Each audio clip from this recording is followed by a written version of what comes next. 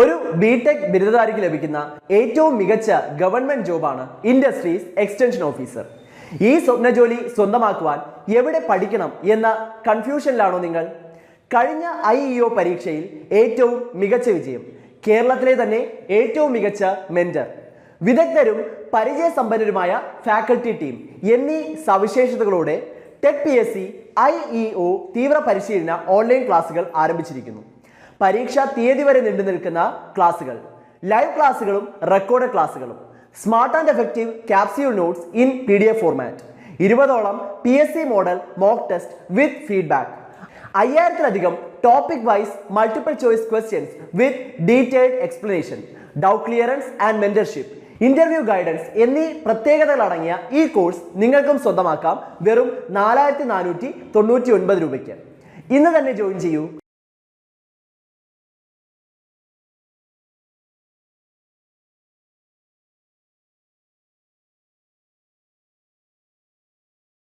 Hello friends, surveying എന്ന സബ്ജക്റ്റിൽ വരുന്ന selection of survey stations, അതേപോലെ ബെഞ്ച് മാർക്ക് എന്നീ ടോപ്പിക്സിലെ കുറച്ച് ക്വസ്റ്റ്യൻസ് ആണ് നമ്മൾ ഈ ഒരു വീഡിയോയിൽ കവർ ചെയ്യുന്നത്. അപ്പോൾ ആദ്യത്തെ ക്വസ്റ്റ്യനിലേക്ക് പോകാം. In which of the following steps does A reference sketch of the ground should be prepared?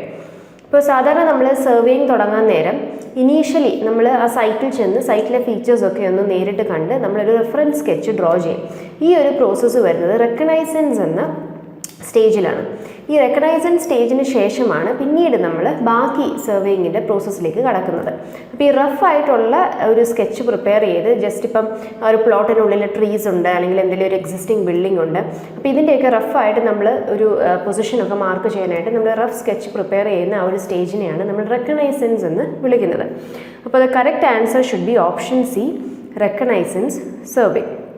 During reconnaissance, a reference sketch of the ground should be prepared. A general arrangement of lines, principal features such as buildings, roads, etc. should be shown.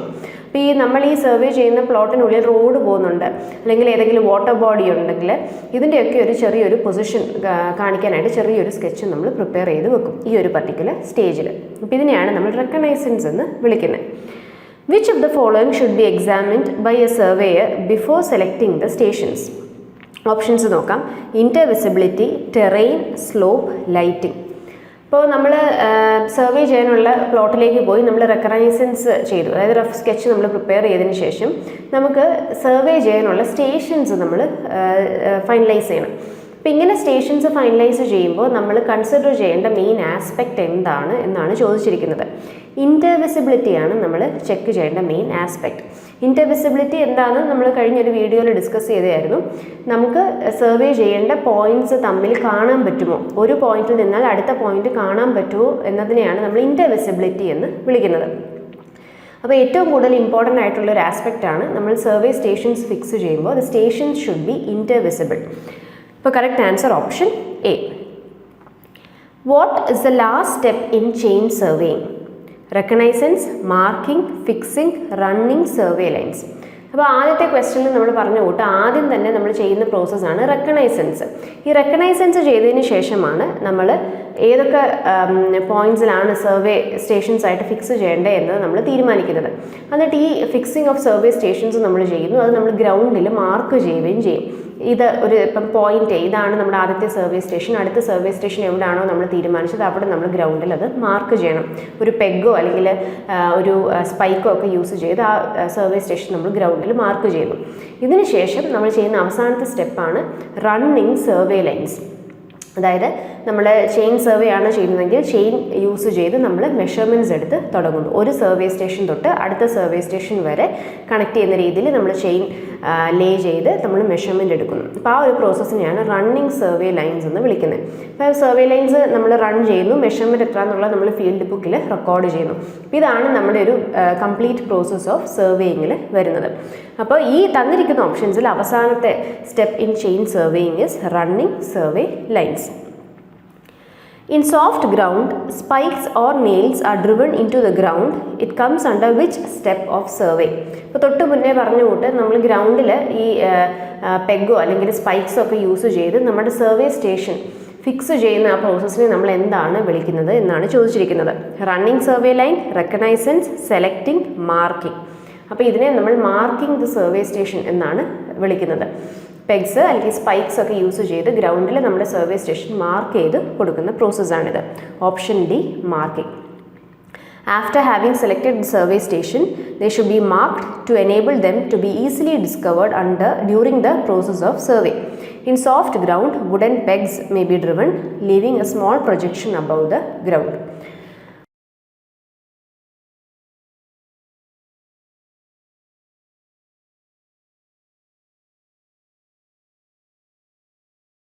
അടുത്ത question. What is the lateral distance of an object or ground feature measured from a survey line? Options നോക്കാം. Offset, perpendicular distance, side distance, perpendicular offset. ഇപ്പം നമ്മൾ survey ചെയ്ത് പോകുമ്പോൾ ഇപ്പോൾ സൈഡിലൊരു tree ഉണ്ട്. ആ ട്രീയിലേക്ക് നമ്മുടെ സർവേ ലൈനിൽ എത്ര ഡിസ്റ്റൻസ് ഉണ്ടെന്ന് അറിയാനായിട്ട് നമ്മളൊരു ലാറ്ററൽ ഡിസ്റ്റൻസ് മെഷർ ചെയ്യും. ആ പ്രോസസ്സിനെ നമ്മൾ ഓഫ്സെറ്റിംഗ് എന്നാണ് വിളിക്കുന്നത്. അതായത് നമ്മുടെ മെയിൻ സർവേ ലൈനിൽ നിന്നും ലാറ്ററൽ മെഷർമെൻറ്റ്സ് എടുക്കുന്നതിനെ ഓഫ്സെറ്റ് എന്നാണ് വിളിക്കുന്നത്. ഇപ്പോൾ കറക്റ്റ് ആൻസർ ഓപ്ഷൻ എ. ഇനി ഓഫ്സെറ്റ്സ് തന്നെ പെർപെൻഡിക്കുലറും ആകാം, അല്ലാതെ ഇൻക്ലൈൻഡും ആകാം. ഇപ്പോൾ പെർപെൻഡിക്കുലർ എന്ന് പറയുമ്പോൾ 90 ഡിഗ്രിയിലായിരിക്കും നമ്മൾ ഈ ഓഫ്സെറ്റ്, ഈ ലാറ്ററൽ ഡിസ്റ്റൻസ് മെഷർമെൻറ്റ് ചെയ്യുന്നത്. ഇൻക്ലൈൻഡ് ആണെങ്കിൽ മറ്റൊരു ആംഗിളിലായിരിക്കും നമ്മൾ മെഷർമെൻറ്റ് എടുക്കുന്നത്. അപ്പോൾ കറക്റ്റ് ആൻസർ പറയുമ്പോൾ ഓഫ്സെറ്റ് ആണ് വരുന്നത്. ഇപ്പോൾ 90 ഡിഗ്രിയിലാണ് ഈ ലാറ്ററൽ ഡിസ്റ്റൻസ് മെഷർ ചെയ്തത് എന്ന് സ്പെസിഫൈ ചെയ്തിട്ടുണ്ടെങ്കിൽ നമ്മുടെ ആൻസർ പെർപെൻഡിക്കുലർ ഓഫ്സെറ്റ് എന്ന് കൊടുക്കേണ്ടി വരും. ഇവിടെ ഇപ്പോൾ ആംഗിൾ മെൻഷൻ ചെയ്തിട്ടില്ലാത്തതുകൊണ്ട് നമുക്ക് ഓഫ്സെറ്റ് എന്നുള്ള ഓപ്ഷൻ കൊടുക്കാം. Which one of the following survey is used to define the property line? City survey, cadastral survey, land survey, topographical survey. ഇപ്പോൾ സർവേയിങ് തന്നെ പല ടൈപ്സ് ഉണ്ട്. അപ്പം based on its field of application. അപ്പം ഈ പറഞ്ഞിരിക്കുന്ന സർവേകളെല്ലാം ലാൻഡ് സർവേയിൽ, അതായത് നമ്മൾ വാട്ടർ ബോഡിയിൽ ചെയ്യുന്ന അല്ലാത്ത ലാൻഡിൽ ചെയ്യുന്ന സർവേകളെല്ലാം ഈ ലാൻഡ് സർവേ എന്ന കാറ്റഗറിയുടെ അണ്ടറിൽ വരുന്നതാണ്. ഇപ്പം ലാൻഡ് സർവേയുടെ കാറ്റഗറിയിൽ വരുന്ന ബാക്കി സർവേകൾ ഏതാണ്, ഈ ഓപ്ഷൻസിൽ ഉദ്ദേശിക്കുന്നത് എന്താണെന്നുള്ളത് നമുക്കൊന്ന് നോക്കാം. ആദ്യത്തേത് കഡാസ്ട്രൽ സർവേ. ഇപ്പം നമുക്കൊരു പ്രോപ്പർട്ടിയുടെ ഓണർഷിപ്പ് മാറ്റണം, അല്ലെങ്കിൽ ആ പ്രോപ്പർട്ടിയുടെ ബൗണ്ടറീസ് നമുക്ക് സർവേ ചെയ്ത് ഫിക്സ് ചെയ്യണം. അപ്പോൾ ഇങ്ങനത്തെ ആവശ്യങ്ങൾക്കായിട്ട് നമ്മൾ ചെയ്യുന്ന സർവേയാണ് നമ്മൾ കഡാസ്ട്രൽ സർവേ എന്ന് വിളിക്കുന്നത്. Cadastral survey is made incident to the fixing of property lines, the calculation of land area or the transfer of land property from one owner to another. അപ്പോൾ ഇങ്ങനത്തെ ആവശ്യങ്ങൾക്കായിട്ട് നമ്മൾ ചെയ്യുന്ന സർവേയാണ് കഡാസ്ട്രൽ സർവേ. അടുത്തത് topographical survey. അപ്പോൾ ആ ഗ്രൗണ്ടിൻ്റെ terrain കണ്ടുപിടിക്കാനായിട്ട്, അതായത് ഇപ്പം ഒരുപാട് സ്ലോപ്പോ ആൻഡുലേഷൻസ് ഒക്കെയുള്ള ഗ്രൗണ്ട് ആണെങ്കിൽ ആ ടെറൈൻ്റെ ബിഹേവിയർ ഒന്ന് അറിയാൻ വേണ്ടിയിട്ട് നമ്മൾ ഈ വെർട്ടിക്കൽ ആൻഡ് ഹൊറിസോണ്ടൽ മെഷർമെൻറ്റ്സ് എടുക്കുന്നതിനെയാണ് നമ്മൾ ടോപ്പോഗ്രാഫിക്കൽ സർവേ എന്ന് വിളിക്കുന്നത്. ഇപ്പം മാപ്സ് പ്രിപ്പയർ ചെയ്യാൻ, ഇപ്പം മൗണ്ടൻ റേഞ്ചസിൻ്റെ ഒക്കെ എക്സ്റ്റെൻറ്റ് കണ്ടുപിടിക്കാൻ, സർവേ ചെയ്യാൻ, ഇതിനെല്ലാം നമ്മൾ ടോപ്പോഗ്രാഫിക്കൽ സർവേ ആണ് ചെയ്യുന്നത്. This consists of horizontal and vertical location of certain points by linear and angular measurements and is made to determine the natural features of a country such as rivers, streams, lakes, woods, hills, etc. and such artificial features like roads, railway, etc. അപ്പം എർത്തിൻ്റെ natural ഫീച്ചേഴ്സിനെ survey ചെയ്യാനായിട്ട് നമ്മൾ use ചെയ്യുന്ന type of survey ആണ് topographical survey. അടുത്തത് city survey. ഇപ്പം ഒരു town പ്ലാനിങ്ങിൻ്റെ ഒക്കെ അണ്ടറിൽ വരുന്ന ഇപ്പം സ്ട്രീറ്റ്സിൻ്റെ എക്സ്റ്റെൻറ്റ് നോക്കും, അല്ലെങ്കിൽ ഒരു വാട്ടർ സപ്ലൈയുടെ പൈപ്പ് ലൈൻ നമുക്ക് ഇടണമെങ്കിൽ നമ്മൾ ചെയ്യുന്ന സർവേ, ഇതെല്ലാം ഈ സിറ്റി സർവേയിലാണ് വരുന്നത്. They are made in connection with the construction of streets, water supply systems, സീവേഴ്സ് and other works. അപ്പോൾ ഇവിടെ കീ വേർഡ്സ് ഓർത്താൽ മതി. കഡസ്ട്രൽ സർവേ എന്ന് ഉദ്ദേശിക്കുമ്പോൾ പ്രോപ്പർട്ടിയുടെ ബൗണ്ടറീസ് ഒക്കെ ആണ് ഇതിൽ കീവേഡ്സ് വരുന്നത്. ടോപ്പോഗ്രാഫിക്കൽ സർവേ ആണെങ്കിൽ അവിടെ കീവേഡായിട്ട് വരുന്നത് natural features of the earth, map preparation, ഇതെല്ലാം ടോപ്പോഗ്രാഫിക്കൽ സർവേയുടെ കീവേഡ്സ് ആയിട്ട് വരുന്നതാണ്. സിറ്റി സർവേയുടെ വരുമ്പോൾ ഇതേപോലെ വാട്ടർ സപ്ലൈ സിസ്റ്റം, സീവർ ലേ ഔട്ട് ചെയ്യാൻ, ഇതിൻ്റെ ഇതെല്ലാമാണ് ഈ സിറ്റി സർവേയുടെ കീവേഡ്സ് ആയിട്ട് വരുന്നത്. പിന്നെ ഈ ഇതെല്ലാം ഇത്രയും ലാൻഡ് സർവേയുടെ അണ്ടറിൽ വരുന്നതാണ്. പിന്നെ അഡീഷണൽ നമുക്ക് 2 ടൈപ്പ് സർവേകളുണ്ട്. Hydrographical survey or marine survey. ഇപ്പോൾ പേരിൽ നിന്ന് തന്നെ മനസ്സിലാവും, നമ്മൾ വാട്ടർ ബോഡീസിൽ ചെയ്യുന്ന സർവേയാണ് ഈ മെറൈൻ സർവേ. ഇപ്പം ഈ സൗണ്ടിങ്സ് ഒക്കെ ചെയ്ത് നമ്മൾ വാട്ടറിൻ്റെ ഡെപ്ത് കണ്ടുപിടിക്കുന്ന പ്രോസസ്സ്, അല്ലെങ്കിൽ ഇപ്പം മീൻ സീ ലെവൽ കണ്ടുപിടിക്കാനായിട്ട്, ഇതെല്ലാം ഈ ഹൈഡ്രോഗ്രാഫിക്കൽ സർവേയിൽ വരുന്നതാണ്. ഇനിയും അവസാനത്തേതാണ് ആസ്ട്രോണമിക്കൽ സർവേ. ഇപ്പം നമുക്ക് സ്റ്റാർസിൻ്റെ, അതേപോലെ ഹെവൻലി ബോഡീസിൻ്റെ, പ്ലാനറ്റ്സിൻ്റെ ഒക്കെ ലൊക്കേഷൻ കണ്ടുപിടിക്കാനായിട്ട് നമ്മൾ ചെയ്യുന്ന സർവേയാണ് ആസ്ട്രോണമിക്കൽ സർവേ. അപ്പോൾ ഇത്രയാണ് നമ്മുടെ main types, different types of surveys വരുന്നത്. അതിൽ ആദ്യത്തെ 3 ലാൻഡ് സർവേയുടെ കാറ്റഗറിയിൽ വരുന്നത്. അപ്പോൾ നമുക്കിവിടെ ക്വസ്റ്റ്യനിൽ ചോദിച്ചിരുന്നത് കഡാസ്ട്രൽ സർവേയെ കുറിച്ചായിരുന്നു, അതായത് ടു ഡിഫൈൻ പ്രോപ്പർട്ടി ലൈൻ. ഇപ്പോൾ പ്രോപ്പർട്ടി ലൈൻ എന്നുള്ള കീവേഡ് വരുവാണെങ്കിൽ ഉറപ്പിച്ചു അത് കഡാസ്ട്രൽ സർവേ ആണ് ഉദ്ദേശിക്കുന്നത്. ഇപ്പോൾ ഓപ്ഷൻ ബി.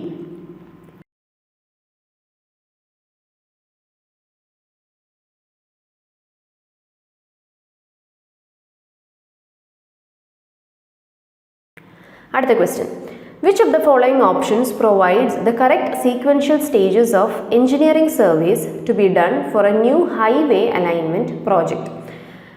ഓക്കെ, ഇപ്പോൾ highway alignment project, road align ചെയ്യുന്ന പ്രോജക്റ്റൊക്കെ വരുമ്പോൾ നമ്മൾ ആദ്യം തന്നെ ചെയ്യുന്നത് നമുക്ക് ഏത് പോയിന്റ്, ഏത് ലൊക്കേഷൻ തൊട്ട് ഏത് ലൊക്കേഷൻ വരെ കണക്ട് ചെയ്യുന്ന ഹൈവേ ആണ് നമുക്ക് പ്ലാൻ ചെയ്യേണ്ടത് എന്നത്. അപ്പോൾ അതിന് നമുക്ക് വേണ്ടി വരുന്നത് മാപ്പ് സ്റ്റഡിയാണ്. ഇപ്പം മാപ്പ് നോക്കി നമ്മൾ ആ ഒരു 2 പോയിന്റ്സ് തമ്മിൽ കണക്ട് ചെയ്യുന്ന ഏതൊക്കെ റൂട്ടിൽ കൂടെ അല്ലെങ്കിൽ ഏതൊക്കെ സിറ്റീസിനെ തമ്മിൽ കണക്ട് ചെയ്ത് ഈ ഹൈവേ പോകണം എന്ന് നമ്മൾ പ്ലാൻ ചെയ്യുമ്പോൾ ആദ്യം മാപ്പ് സ്റ്റഡിയാണ് വരുന്നത്. ഇതിന് ശേഷം നമ്മൾ ആ ഒരു ലൊക്കേഷനിൽ പോയി ഒരു റെക്കഗ്നൈസൻസ് സർവേ ചെയ്യുന്നു. അതായത് നമ്മൾ ആ ലൊക്കേഷനിൽ കൂടെ ഒന്ന് ട്രാവൽ ചെയ്ത് അവിടുത്തെ ടെറൈൻ എങ്ങനെയാണ്, ഇപ്പം ഹിൽസ് ഉണ്ടോ അല്ലെങ്കിൽ സ്ലോപ്പി ആണോ, അതോ അതിൻ്റെ ഇടയ്ക്കൂടെ ഇപ്പം ക്രോസ് ചെയ്ത് വാട്ടർ ബോഡീസ്, റിവേഴ്സ് എന്തെങ്കിലും പോകുന്നുണ്ടോ, അപ്പോൾ അങ്ങനെ നമ്മൾ റെക്കഗ്നൈസൻസ് സർവേ ചെയ്യുന്നു. അതിനുശേഷമാണ് പിന്നീട് നമ്മൾ പ്രിലിമിനറി സർവേ, അതായത് നമ്മൾ സൈറ്റിൽ പോയി ഇൻസ്ട്രുമെൻറ്റ്സ് ഒക്കെ വെച്ച് ഏകദേശം ഒരു ഇനീഷ്യൽ മെഷർമെൻ്റ് ഒക്കെ എടുത്ത് കാര്യങ്ങൾ ചെയ്യും. പിന്നീട് ഡീറ്റെയിൽ ആയിട്ട് നമ്മൾ ഫൈനൽ സർവേ ചെയ്യുവാണ് ചെയ്യുന്നത്. അപ്പോൾ ഇവിടെ നമ്മൾ ഓപ്ഷൻസ് നോക്കുവാണെങ്കിൽ കറക്റ്റായിട്ട് ഒരു സീക്വൻഷ്യൽ സ്റ്റേജിൽ പോകുന്നത് ഓപ്ഷൻ സി ആയിരിക്കും. ആദ്യം മാപ്പ് സ്റ്റഡി ചെയ്യുന്നു, പിന്നെ റെക്കഗ്നൈസൻസ് സർവേ, പ്രിലിമിനറി സർവേ, പിന്നീട് final location and detailed survey. അപ്പോൾ correct answer will be option C. ഈ മാപ്പ് സ്റ്റഡി എന്നുള്ളത് വരുന്നത് ഈ ഹൈവേ അലൈൻമെൻറ്റ് വരുന്നതുകൊണ്ടാണ്. അല്ലാതെ ഒരു സാധാ ഒരു ബിൽഡിങ്ങിൻ്റെ സർവേ ചെയ്യാൻ അല്ലെങ്കിൽ ഒരു പ്ലോട്ടിൻ്റെ സർവേ ചെയ്യുക എന്നതാണ് എങ്കിൽ നമുക്ക് റെക്കഗ്നൈസൻസ് തൊട്ടേ നമ്മുടെ പ്രോസസ്സ് സ്റ്റാർട്ട് ചെയ്യത്തുള്ളൂ. റെക്കഗ്നൈസൻസ് സർവേ, പിന്നീട് പ്രിലിമിനറി സർവേ, പിന്നീട് final location and detailed survey ആണ് വരുന്നത്. ഹൈവേ ആയതുകൊണ്ടാണ് നമുക്ക് ഇനീഷ്യലി ഒരു മാപ്പ് സ്റ്റഡിയും കൂടെ വരുന്നത്. അടുത്ത question, a relatively fixed point of known elevation above datum is called. Okay, അപ്പോൾ ഇത് നമ്മൾ ബെഞ്ച് മാർക്ക് എന്ന ടോപ്പിക്കിലേക്ക് വരികയാണ്. അപ്പോൾ എന്താണ് ബെഞ്ച് മാർക്ക് എന്ന ടേം കൊണ്ട് ഉദ്ദേശിക്കുന്നത്? Bench mark is A fixed point of known elevation above datum. It may be of the following types. അപ്പം നമ്മുടെ മീൻ സീ ലെവലാണ് യൂഷ്വലി നമ്മൾ ഒരു ഡാറ്റമായിട്ട് ജനറലി കൺസിഡർ ചെയ്യുന്നത്. അപ്പോൾ ഈ മീൻ സീ ലെവലിൽ നിന്ന് ഒരു പർട്ടിക്കുലർ പോയിന്റിൻ്റെ ഹൈറ്റ്, എലിവേഷൻ എത്ര ആണ് എന്നതിനെയാണ് നമ്മൾ ബെഞ്ച് മാർക്ക് കൊണ്ട് ഉദ്ദേശിക്കുന്നത്. അപ്പോൾ ബെഞ്ച് മാർക്സ് പല ടൈപ്പ് ഉണ്ട്. ഓരോ ടൈപ്സും അതിൻ്റെ ഉപയോഗങ്ങൾ എവിടെയാണ് വരുന്നതെന്നും അറിഞ്ഞിരിക്കണം. ആദ്യത്തേതാണ് GTS ബെഞ്ച് മാർക്ക്. ഇതിൻ്റെ ഫുൾ ഫോം ഇമ്പോർട്ടൻ്റ് ആണ്. ജിയോഡറ്റിക് ട്രയാങ്കുലേഷൻ സർവേ എന്നാണ് GTSൻ്റെ ഫുൾ ഫോം വരുന്നത്. അപ്പോൾ നമ്മുടെ സർവേ ഓഫ് ഇന്ത്യ പോലുള്ള ഇൻസ്റ്റിറ്റ്യൂഷൻസ് അവർ വളരെ പ്രിസൈസ് ആയിട്ടുള്ള മെഷർമെൻറ്റ്സ് എടുത്ത് ഓരോ പർട്ടിക്കുലർ ലൊക്കേഷൻ, അതും 100 കിലോമീറ്റർ ഇൻ്റർവെല്ലാണ് ഈ GTS ബെഞ്ച് മാർക്സ് എസ്റ്റാബ്ലിഷ് ചെയ്യുന്നത്. അപ്പം ഈ മീൻ സീ ലെവലിൽ നിന്ന് ഒരു പർട്ടിക്കുലർ പോയിന്റിൻ്റെ എലിവേഷൻ എത്ര ഉണ്ട് എന്നത് പ്രിസൈസ് മെഷർമെൻറ്റ്സ് എടുത്ത് അവിടെ ഒരു GTS ബെഞ്ച് മാർക്ക് എസ്റ്റാബ്ലിഷ് ചെയ്യുന്നു. അപ്പോൾ അതിൽ നിന്നും ആണ് നമ്മൾ പിന്നീട് ചുറ്റുമുള്ള സറൗണ്ടിങ് ഏരിയയിലെ എലിവേഷൻസ്, ബെഞ്ച് മാർക്സ് നമ്മൾ എടുക്കുന്നത്. അപ്പോൾ അതിലേക്ക് കിടക്കാം. അപ്പോൾ GTS ബെഞ്ച് മാർക്കിൻ്റെ ഫുൾ ഫോം ഓർത്തോളുക. ജിയോഡറ്റിക് ട്രയാങ്കുലേഷൻ സർവേ 100 കിലോമീറ്റർ ഇൻ്റർവെല്ലാണ് ഇത് ഫിക്സ് ചെയ്യുന്നതും. ഇത് ആരാണ് എസ്റ്റാബ്ലിഷ് ചെയ്യുന്നതെന്ന് ചോദിക്കുവാണെങ്കിൽ സർവേ ഓഫ് ഇന്ത്യ പോലുള്ള ഇൻസ്റ്റിറ്റ്യൂഷൻസ് ആണ് എസ്റ്റാബ്ലിഷ് ചെയ്യുന്നത്. വളരെ പ്രിസൈസ് ആയിട്ടുള്ള മെഷർമെൻറ്റ്സ് ആയിരിക്കും ഇവർ യൂസ് ചെയ്ത് ഈ GTS ബെഞ്ച് മാർക്സ് എസ്റ്റാബ്ലിഷ് ചെയ്യുന്നത്. അടുത്തതാണ് പെർമനൻറ്റ് ബെഞ്ച് മാർക്സ്. ഇപ്പോൾ പെർമനൻറ്റ് ബെഞ്ച് മാർക്ക് നമ്മൾ ഈ GTS ബെഞ്ച് മാർക്കിൽ നിന്നാണ് ഡിറൈവ് ചെയ്യുന്നത്. അപ്പോൾ GTS ബെഞ്ച് മാർക്ക് നമ്മൾ പറഞ്ഞു 100 കിലോമീറ്റർ ഇൻ്റർവെല്ലാണ് എസ്റ്റാബ്ലിഷ് ചെയ്യുന്നത്. പെർമനൻറ്റ് ബെഞ്ച് മാർക്ക് നമ്മൾ 10 കിലോമീറ്റർ ഇൻ്റർവെല്ലാണ് എസ്റ്റാബ്ലിഷ് ചെയ്യുന്നത്. അപ്പം ഒരു പർട്ടിക്കുലർ ലൊക്കേഷനിൽ GTS ബെഞ്ച് മാർക്ക് അറിയാമെങ്കിൽ അവിടെ നിന്നുള്ള റിലേറ്റീവ് എലിവേഷൻ നമ്മൾ മെഷർ ചെയ്തിട്ടാണ് ഒരു പർട്ടിക്കുലർ പോയിന്റിൻ്റെ നമ്മൾ പെർമനൻറ്റ് ബെഞ്ച് മാർക്ക് എസ്റ്റാബ്ലിഷ് ചെയ്യുന്നത്. അപ്പം യൂഷ്വലി ഈ റെയിൽവേ സ്റ്റേഷൻസിലൊക്കെ നമുക്ക് കാണാൻ പറ്റും. നമ്മുടെ റെയിൽവേ സ്റ്റേഷനിൽ നമ്മളൊരു പർട്ടിക്കുലർ ലൊക്കേഷനിൽ എത്തുമ്പോൾ അവരുടെ നെയിം ബോർഡിൻ്റെ താഴെ തന്നെ GTS bench mark permanent bench mark എത്ര എന്നുള്ളത് മെൻഷൻ ചെയ്തിട്ടുണ്ടായിരിക്കും. ഈ ഒരു ഫിഗറിൽ കാണാം, ദ മീൻ സീ ലെവൽ. ഇതാണ് permanent bench mark. They are fixed points of reference established with reference to GTS bench marks at 10 kilometres interval. ഇനി ഇത് കഴിഞ്ഞ് കുറച്ചുകൂടെ ആക്യുറസി കുറഞ്ഞ ഒരു ബെഞ്ച് മാർക്കാണ് നമ്മുടെ ടെമ്പററി ബെഞ്ച് മാർക്സ്. അപ്പോൾ ഒരു പർട്ടിക്കുലർ ഒരു പ്ലോട്ടിൻ്റെ എലിവേഷൻസ്, അതായത് നമ്മൾ ഇപ്പോൾ ലെവലിംഗ് ചെയ്തുകൊണ്ടിരിക്കുകയാണെങ്കിൽ ഇപ്പോൾ ഒരു പർട്ടിക്കുലർ ഡേ ഇപ്പോൾ ഇന്നത്തെ വർക്ക് കഴിഞ്ഞു, ഇനി ബാക്കി അടുത്ത ദിവസം വർക്ക് കണ്ടിന്യൂ ചെയ്യണമെങ്കിൽ ഇന്നത്തെ ദിവസം നമ്മൾ എവിടെ വെച്ചാണോ വർക്ക് നിർത്തിവെച്ച ആ ലൊക്കേഷൻ്റെ ബെഞ്ച് മാർക്ക് നമ്മളവിടെ മാർക്ക് ചെയ്യും. ഈ ബെഞ്ച് മാർക്കിനെ വെച്ചിട്ടായിരിക്കും അടുത്ത ദിവസം നമ്മൾ ബാക്കി ലെവലിംഗ് ചെയ്യുന്നത്. അപ്പോൾ ഇങ്ങനെ ടെമ്പററി ആയിട്ട് ഫിക്സ് ചെയ്യുന്ന ബെഞ്ച് മാർക്സിനെയാണ് നമ്മൾ ടെമ്പററി ബെഞ്ച് മാർക്ക് എന്ന് വിളിക്കുന്നത്. അപ്പം യൂഷ്വലി ഇവ ചെയ്യുന്നത് ഒന്നെങ്കിൽ ഒരു ഡേയുടെ വർക്ക് കഴിഞ്ഞു അടുത്ത ഡേ വീണ്ടും കണ്ടിന്യൂ ചെയ്യുമ്പോൾ നമുക്കൊരു റെഫറൻസ് ബെഞ്ച് മാർക്ക് വേണമല്ലോ, അതിന് വേണ്ടിയിട്ടായിരിക്കും. അല്ലെങ്കിൽ ഒരു പർട്ടിക്കുലർ ടൈം ഓഫ് സ്പാൻ, ഇപ്പോൾ ഒരു 2 മാസത്തേക്കൊക്കെ വർക്ക് നിർത്തി വെക്കുവാണ്, 2 മാസത്തിന് ശേഷമേ തുടങ്ങത്തുള്ളൂ എങ്കിൽ നമ്മൾ ഈ വർക്ക് ചെയ്ത് നിർത്തിയിടം വരെ നമ്മൾ മാർക്ക് ചെയ്ത് വെക്കും. അപ്പോൾ അതാണ് ടെമ്പററി ബെഞ്ച് മാർക്സ്. ഇനി അവസാനത്തേതാണ് arbitrary bench mark. Arbitrary bench mark എന്ന് പറയുമ്പോൾ നമ്മൾ മീൻ സീ ലെവലിൽ നിന്നുള്ള കറക്റ്റ് മെഷർമെൻ്റ് ഒന്നും ആയിരിക്കത്തില്ല ഇവിടെ ബെഞ്ച് മാർക്കായിട്ട് എടുക്കുന്നത്. നമ്മളൊരു ആർബിട്രറി വാല്യൂ, അതായത് ഒരു 100 ആയിരിക്കും യൂഷ്വലി എടുക്കുന്ന വാല്യൂ, ഒരു 100 മീറ്റർ അബവ് മീൻ സീ ലെവലിന് അസ്യൂം ചെയ്തിട്ട് നമ്മളൊരു പർട്ടിക്കുലർ പോയിന്റിന് നമ്മൾ ആ ഒരു വാല്യൂ ബെഞ്ച് മാർക്കായിട്ട് അസ്യൂം ചെയ്തുകൊണ്ട് നമ്മൾ ബാക്കി ലെവലിംഗ് ചെയ്യും. ഇപ്പോൾ യൂഷ്വലി നമ്മൾ ഇപ്പോൾ റെസിഡൻഷ്യൽ പ്രോജക്ട്സിൻ്റെ ബിൽഡിങ്സിനൊക്കെ ആണെങ്കിൽ നമുക്ക് കറക്റ്റ് ആയിട്ടുള്ള ബെഞ്ച് മാർക്ക് മീൻ സീ ലെവലിൽ നിന്നുള്ള എലിവേഷൻ വേണമെന്നൊന്നും കമ്പൾസറി ആയിട്ട് റിക്വയർഡ് അല്ല. അപ്പോൾ നമുക്കൊരു പർട്ടിക്കുലർ വാല്യൂ കിട്ടിയാൽ ഇപ്പോൾ 100 അസ്യൂം ചെയ്തെടുത്തിട്ട് അതിൽ നിന്ന് നമ്മൾ ബാക്കി ആ പ്ലോട്ട് ബൗണ്ടറീസിന് മൊത്തം നമ്മൾ ലെവലിംഗ് ചെയ്യും. ഇപ്പം ഫൗണ്ടേഷൻ കൺസ്ട്രക്ട് ചെയ്യാനായിട്ട് എക്സ്കവേറ്റ് ചെയ്യണമെങ്കിൽ നമുക്ക് അവിടുത്തെ റെഡ്യൂസ് ലെവൽ, അതായത് ഹൈറ്റ് ഇത്രയും ഡെപ്തിൽ ഇപ്പോൾ ഒരു 60 സെൻറ്റിമീറ്റേഴ്സ് ആണ് എക്സ്കവേറ്റ് ചെയ്യേണ്ടത് എന്ന് കിട്ടുവാണെങ്കിൽ നമ്മളൊരു ആർബിട്രറി ഒരു 100 മീറ്റർ ആണ് ഗ്രൗണ്ട് ലെവൽ എന്ന് അസ്യൂം ചെയ്തുകൊണ്ട് നമ്മൾ അതിൽ താഴെ 60ലേക്ക് നമ്മൾ എക്സ്കവേറ്റ് ചെയ്യുന്നു. എന്നിട്ട് ലെവൽ ചെയ്ത് നമ്മൾ നോക്കും 60 സെൻറ്റിമീറ്റർ തന്നെ താഴോട്ട് താഴ്ന്നിട്ടുണ്ടോ എന്നത്. അപ്പോൾ അതിനുവേണ്ടി ഇങ്ങനത്തെ പേർപ്പസസിനായിട്ട് നമ്മളൊരു പർട്ടിക്കുലർ വാല്യൂ അസ്യൂം ചെയ്തെടുക്കുന്നതിനെയാണ് നമ്മൾ ആർബിട്രറി ബെഞ്ച് മാർക്ക് എന്ന് വിളിക്കുന്നത്. അപ്പോൾ ഇത്രയാണ് നമ്മുടെ different types of bench marks. അപ്പോൾ ഇവിടെ ക്വസ്റ്റ്യൻ ചോദിച്ചിരുന്നത് ഇതിൻ്റെ ഡെഫിനിഷനെ കുറിച്ചായിരുന്നു. Relative fixed point of known elevation above datum is called. അപ്പോൾ answer is option A bench mark. അടുത്ത question, which of the following represents a form of bench mark? True bench mark, assumed bench mark, datum, arbitrary bench mark. ഇപ്പം നമ്മൾ discuss ചെയ്തേ ഉള്ളൂ types of bench മാർക്സിൽ നമുക്ക് GTS bench മാർക്കുണ്ട്, permanent bench മാർക്കുണ്ട്, temporary bench മാർക്കുണ്ട്, അതേപോലെ ആർബിട്രറി ബെഞ്ച് മാർക്കുണ്ട്.